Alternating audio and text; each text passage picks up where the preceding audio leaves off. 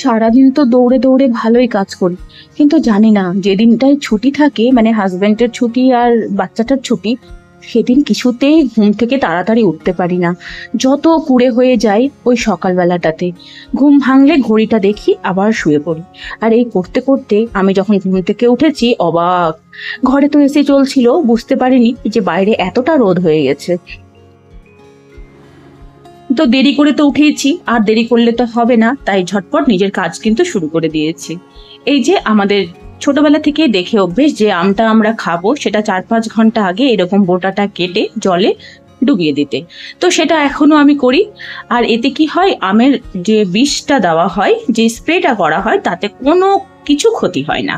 তো সকালে তাড়াহুড়ো করে কিন্তু আমি নিজের কাজে কিন্তু লেগে পড়েছি, কারণ বুঝতেই পারছেন সকালটা তো দেরি হয়েছে, তাই না? কিন্তু এখন দেরি করলে তো মুশকিল। আর তার মধ্যে হচ্ছে ছেলেকে পড়াশোনা করাতে হবে। ওই যে আপনাদের সাথে শেয়ার করেছিলাম, পরীক্ষাটা তো বাচ্চার নামে মাত্র, পরীক্ষা আসল তো হচ্ছে মাদের। মানে এত খারাপ অবস্থা এখন, মানে এখন আমি ঘুম থেকে উঠে ভাবছি যে ইস, কেন তখন ঘুমিয়ে পড়লাম, একটু ঘুম থেকে আগে উঠলে এত তাড়াহুড়ো আমাকে করতে হতো না।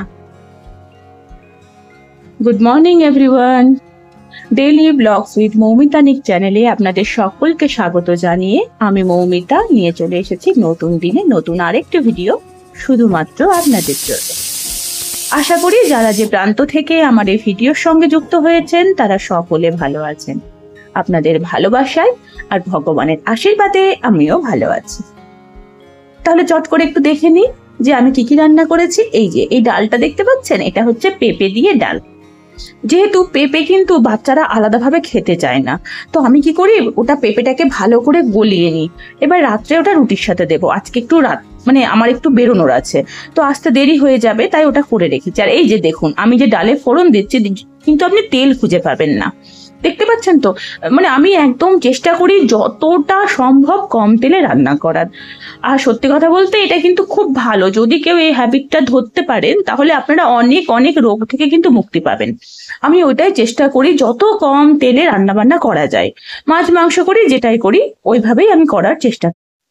আমার ছেলে পেঁপে দেওয়া ডাল বা ডালটা একদমই পছন্দ করে না, কিন্তু ওকে অন্যভাবে বুঝিয়ে, মানে ওর পছন্দ মতো কোনো একটা খাবার করি, আর তার সাথে বলি যে তোমাকে এটা আমি খাবার করে দিয়েছি তোমার পছন্দে, এবার তুমি আমার এই খাবারটা তুমি খেয়ে নে।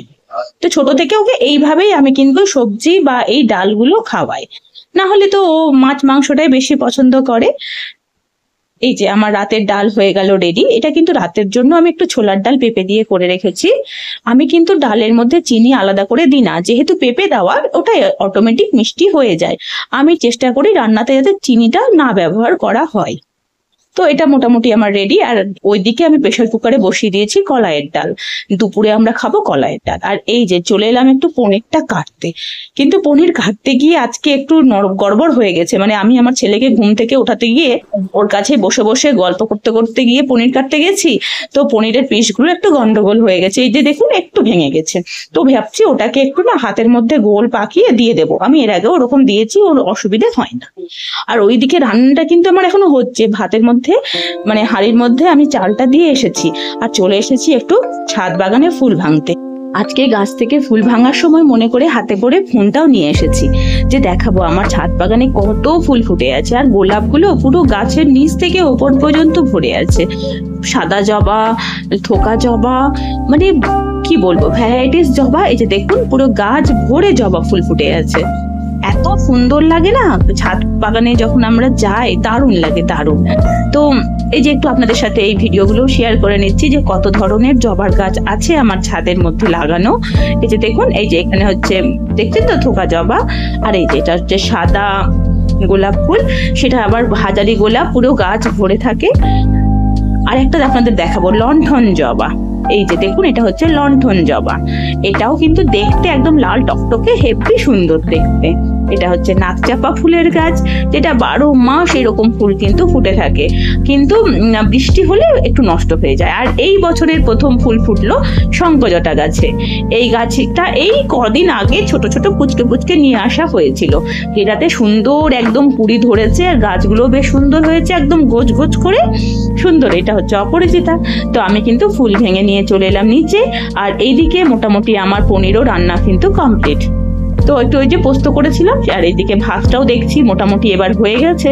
তো এবার ভাতটাও কিন্তু আমি নামিয়ে নেব। তো চলুন দেখাই, যে কলাইয়ের ডাল সেদ্ধ করে রেখেছি রাতের জন্য। এই ডালটা তো আপনাদের সাথে শেয়ার করলাম, এই ডালটার রেসিপি। এই ডালটা শুধু রাতে দেবো, আমার ছেলেকেও দেবো, সঙ্গে একটু অন্য কিছু করে দেবো, তাহলে ও কিন্তু এই ডালটা খেয়ে নেবে। এই ডালটা কিন্তু হেভি পুষ্টি, তাই না বলুন? আর কটা লেবু কেটে রেখেছি, একটা আলু ঝিঙা পোস্ত করেছি।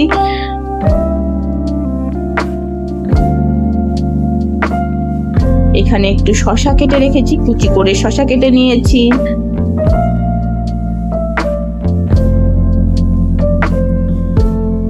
আর ছেলের পরীক্ষা তো না, এটা তো আমার পরীক্ষা। কারণ হচ্ছে ওই দিক থেকে রান্না বান্না করেই ঝটপট করে ছেলেটাকে কোনো রকমে ঘুম থেকে উঠিয়ে নিয়ে চলে এলাম কিন্তু পড়াশোনা করাতে। কারণ উপায় নেই তো, এখন পরীক্ষাটা এত কাছে চলে এসেছে যে কোনো মতে কোনো উপায় কিন্তু নেই। এখন ওকে যতটা সম্ভব আমাকে আরো বেশি করে ওকে সময় দিয়ে ওকে তৈরি করতে হবে। AI is a special type of technology that allows mankind to learn in similar ways to that of humans. Understand situations, make decisions, and solve. আর ওর যে সর্দি লেগেছে এখনো ঠিক হওয়ার নামই নিচ্ছে না, মাথা নিচু করলেই বলে মা নাক দিয়ে জল পড়ছে। তো এই যে দেখুন, ও এখানটায় এসে শুয়ে শুয়ে একটু করছে। তো আমি যাই এবার একটু ওর জন্য ছাতু করে, পাতলা করে একটু ছাতু গুলে নিয়ে আসবো আজকে। আর অন্য কিছু ওকে দেবো না, কারণ হচ্ছে আজকে ও ঘুম থেকে খুব লেটে উঠেছে। আর এই পাতলা করে ছাতু একটু আখের গুড় দিয়ে খেলে কোনো গ্যাসের সমস্যা কিন্তু হবে না। আর এটা খুব পুষ্টিকর খাবার। তো ওকে আজকে একদম পাতলা করে ছাতু আমি দেবো। আজকে সকালে আমিও তাই করেছি, একদম পাতলা করে ছাতুই খেয়েছি। তো এই যে ছাতুটাকে ভালো করে গুলে নিলাম, আর এবার কিন্তু ওকে আমি দিয়ে দেবো ছাতুটা। মোটামুটি কিন্তু ওর ঘুম থেকে উঠে এখন 1.5 ঘন্টার মতো পড়া হয়ে গেছে। আরো মোটামুটি এখন আমাকে ওকে 1-1.5 ঘন্টা আরো পড়াতে হবে। বাচ্চা মানুষ খুব একটা মন দিয়ে পড়ে না, একটু একটু দুষ্টুমি করতেই থাকে। আর কিছু করার নেই, তখন ওকে একটু বুঝিয়ে আবার আদর করে কখনো বকে এইভাবেই তো ওকে পড়াতে হবে। আসলে ওদের এই বয়সের তুলনায় পড়ার চাপটা অনেক বেশি, বুঝতে পারি, কিন্তু কিছু করার নেই। ও স্কুলে পড়ছে, তাহলে ওকে তো সেটা নিতে হবে। তো বকাঝকা করার পর আবার আবার ওকে আদরও করে দিই। এই ওকে একটু পড়াশোনা করে, এই যে এবার আমি এতগুলো কাপড় আজকে আমি আর আমার হাজবেন্ড দুজন মিলে আজকে কাপড়গুলো কেচেছি। কারণ ও ছিল বাড়িতে, ওরও অনেকগুলো জিন্স প্যান্ট গুলো ছিল।